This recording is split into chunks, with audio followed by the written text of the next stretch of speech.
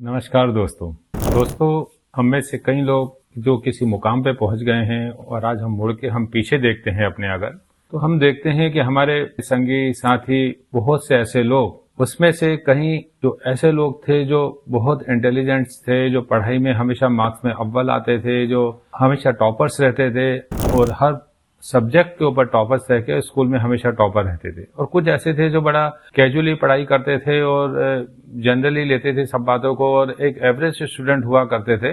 Generally वो activities और दूसरी चीजों में ज्यादा पार्ट लेते थे और बहुत ही सब चीजों को कैजुअली लेके अपने एजुकेशन को करते रहते थे। और आज हम देखते हैं कि उसमें से कुछ ऐसे स्टूडेंट जो एवरेज स्टूडेंट थे, जो कैजुअली लेते थे और लेकिन हर फील्ड में छोटी छोटी चीजों में वो हिस्सा लेते रहते थे, आज वो बहुत ऊंचे मुकाम पे पहुंचे हुए हैं। और जो एजुकेशन वाले पार्ट के जो टॉपर्स लोग थे, वो शिक्षित होकर मात्र किसी अच्छे जॉब में या किसी अच्छे प्लेसमेंट में लगे तो हुए हैं, लेकिन एक एवरेज स्टूडेंट उनसे कहीं आगे निकला हुआ है और सफलता के कई द्वारों को वो खोल रहा है।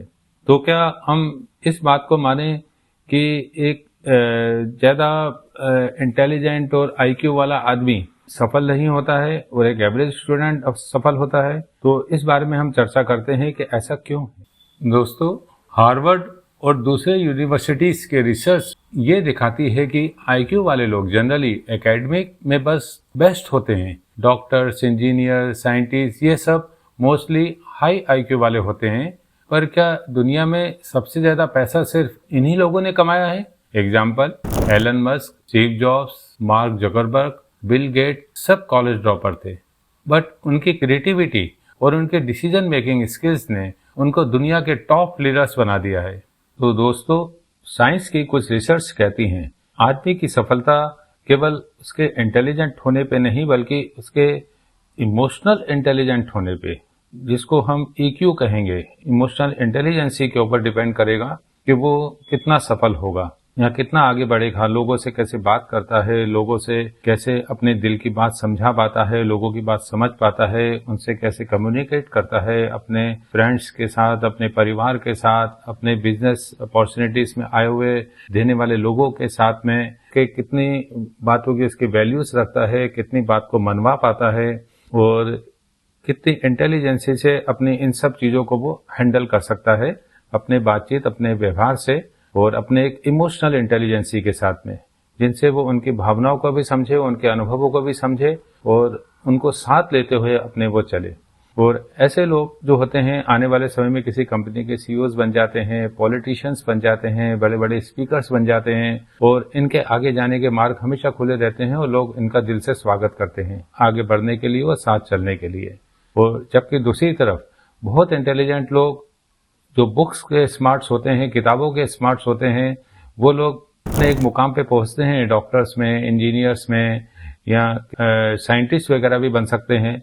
तो ऐसी पोजीशन में पहुंचने के बाद केवल एक एम्प्लॉय रहते हैं और वो केवल एक एम्प्लॉय करके एक निश्चित काम की अवधि में फंसे रहते हैं, अपने सुबह और शाम की काम की एक निश्चित अवधि में रहते हुए, अपने वर्किंग आवर्स को देखते हुए और अपनी मंथली सैलरी में रहते हैं वो। तो दोस्तों, हार्वर्ड यूनिवर्सिटी की एक रिसर्च बताती है कि जितने स्मार्ट होते हैं, जितने बुक स्मार्ट लोग होते हैं, वो केवल एक एम्प्लॉयज बन के रह जाते हैं, जबकि जो ईक्यू स्ट्रांग वाले लोग होते हैं वो अपने जीवन के अंदर बहुत ऊंचे मुकामों पे पहुंच जाते हैं। जैसे रतन टाटा, वॉरेन बफेट, शाहरुख खान, इन लोगों के ईक्यू हाई है, इसलिए ये दुनिया में टॉप पर हैं, क्योंकि इन लोगों का इमोशनल क्वालिटीज और इमोशनल नॉलेज अपने काम के प्रति इन लोगों की बहुत हाई रहती है। बुक स्मार्ट तो ये भी जनरली होते ही हैं, ऐसा नहीं है कि ये स्मार्ट नहीं है और इन लोगों के पास नॉलेज नहीं है, लेकिन इसके साथ इनकी इमोशनल वैल्यू उस कामों के साथ जुड़ी हुई है। तो जो काम करते हैं उसमें काम करते समय सोचते हैं कि इसकी इमोशनल वैल्यू क्या है। जो हम इंसानों का बेसिक गुण है, हम लोग मशीन नहीं है, हम लोग इंसान है, और हम जब विचार करते हैं और किसी काम के बारे में सोचते हैं तो इसके इमोशनली वर्किंग में लेते हुए जब वो काम को आगे बढ़ाते हैं तो वो काम ज्यादा बेहतर होता है कि केवल बुक्स की दी हुई थ्योरी से केवल चलने के मुकाबले में। एक और इंटरेस्टिंग फैक्टर है क्रिएटिविटी और decision making skill. Albert Einstein ने कहा था, imagination is more important then knowledge. इसका मतलब अगर कोई इंसान क्रिएटिव है और नई तरकीब सोच सकता है तो वो दुनिया में नया इनोवेशन कर सकता है। जो लोग रिस्क डिसीजन ले सकते हैं, नया आइडिया एक्सपेरिमेंट करते हैं, वो बिजनेस और लाइफ में ज़्यादा आगे बढ़ जाते हैं दूसरे लोगों के मुकाबले में। जैसे कि जेफ बेजोस ने अमेज़न शुरू किया क्योंकि उनके पास रिस्क लेने की हिम्मत थी, जो सिर्फ लॉजिकल थिंकिंग वाले लोग नहीं ले सकते हैं। अगर आप लॉजिकल ज़्यादा जाएंगे, बुक्स के थ्योरी पे ज़्यादा जाएंगे और उससे अलग हट के अपने विचार, अपने इमोशंस और अपने इमेजिनेशन को चरित्रार्थ नहीं करेंगे, उसको वर्किंग में लेके नहीं आएंगे, तो जाहिर है कि उस राह पे आप बढ़ोगे ही नहीं जो आपकी इमेजिनेशन हो रही है, जो आप रिस्क लेना चाह रहे हो। केवल आप बुक्स की थ्योरी पे चलोगे तो आप रिस्क की थ्योरी पे एक निश्चित दूरी पे और निश्चित तरीके से एक पर्टिकुलर मुकाम पे आप रहोगे और उस पे आप चलते रहेंगे। सक्सेस सिर्फ दिमाग से नहीं, क्रिएटिविटी और डिसीजन मेकिंग से आती है। मित्रों, आज की दुनिया बहुत एडवांस हो गई है, तरह तरह के ऐप्स आ गए हैं, सब कुछ मोबाइल्स पे और हाथ की टिप्स में हो गई है सारी नॉलेज। आप गूगल से कोई नॉलेज ले सकते हैं, कोई रास्ता देखना है तो गूगल मैप्स ट्राई कर सकते हैं। आज एआई का वर्जन चैट जीपीटी आ गया है और अभी हाल ही के अंदर डीप सीक ने तो काफी शोहरत हासिल करी है, जगह जगह न्यूज के ऊपर जगह जगह वो चलाई है कि चाइना ने किस प्रकार से वो एआई लॉन्च करा है। तो इस एआई के जमाने में जहाँ नॉलेज बिखरी हुई है, छोटे से छोटा बच्चा भी अगर कोई नॉलेज लेना चाहे, कोई बात जानना चाहे, तो वो सेकंड्स के अंदर, टिप्स के अंदर नॉलेज ले सकता है। इमेजेस बना सकते हैं, बात लिख सकते हैं, स्क्रिप्ट लिख सकते हैं, किसी भी चीज के बारे में कॉन्सेप्ट ले सकते हैं, कोई भी थ्योरी निकाल सकते हैं, फिजिक्स हो, केमिस्ट्री हो, बायोलॉजी हो, जियोलॉजी हो, हर चीज एआई के थ्रू बहुत सरल हो गई है। लेकिन इन सब कामों के बीच में इंटेलिजेंट आदमी कौन कहलाएगा? दोस्तों, इंटेलिजेंट वही होगा जिसके पास इमोशंस होंगे, जिसके पास भावनाएं होंगी। क्योंकि एआई मशीन जो है वो काम तो करेगी, लेकिन उसका एक पैटर्न फिक्स होगा। वो जो करना चाहेगी बस वही करेगी। इससे अलग हटके वो अपना विचार नहीं पैदा कर सकती, अपना सोच नहीं कर सकती। हम ह्यूमन बीइंग्स हैं, हमारे में विचार है, हमारे में शक्ति है।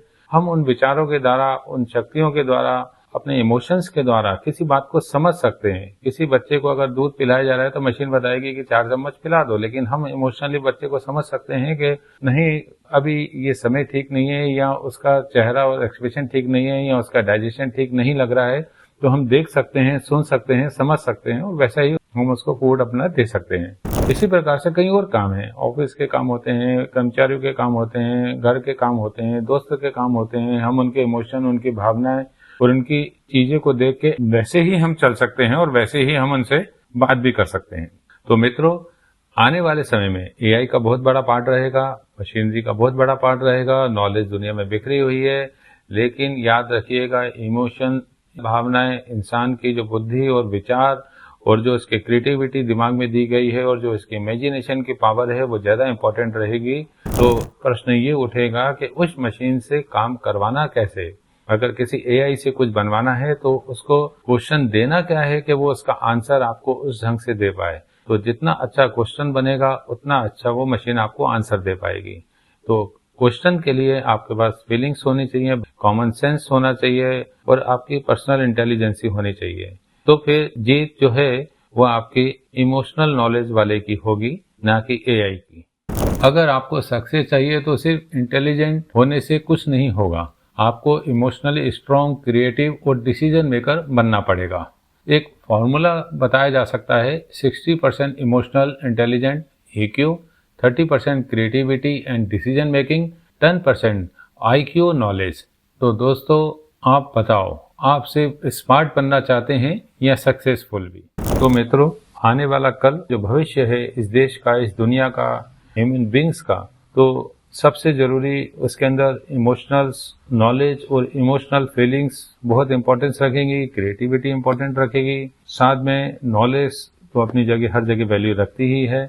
इस प्रकार से अगर हम इन चीजों का समन्वय बना के कोई भी व्यक्ति चलेगा तो वो सफलता के ज्यादा करीब रहेगा।